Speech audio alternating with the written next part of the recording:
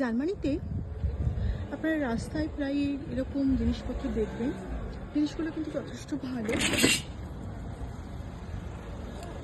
কিন্তু তারা এগুলো আর ব্যবহার করবে না, হয়তো চেঞ্জ করবে। সেই জন্য এগুলো তাদের দরকার নেই বলে বাইরে রেখেছে। এবার এগুলো আপনারা যে কেউ এসে নিয়ে যেতে পারেন।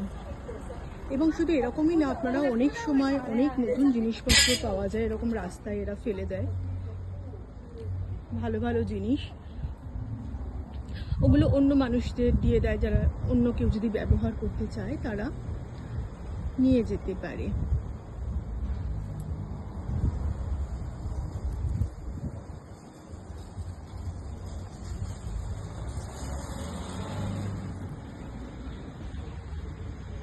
এই চেয়ারটা যদি নতুন কিনতে যান, এক একটা চেয়ারের কিন্তু অনেক দাম এগুলো।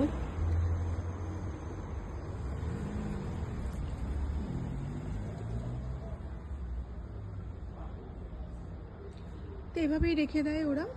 মাঝে মাঝে লেখা থাকে সুফার শেঙ্কেন, মানে আমি আপনাকে উপহার দিয়ে দিচ্ছি, যদি কেউ চান নিয়ে যেতে পারেন। লেখা না থাকলেও কোনো অসুবিধা নেই, এরকম পড়ে থাকলেই সবাই বুঝে যায় যে এটা তাদের আর ব্যবহারে লাগবে না, এটা আমরা নিয়ে যেতে পারি।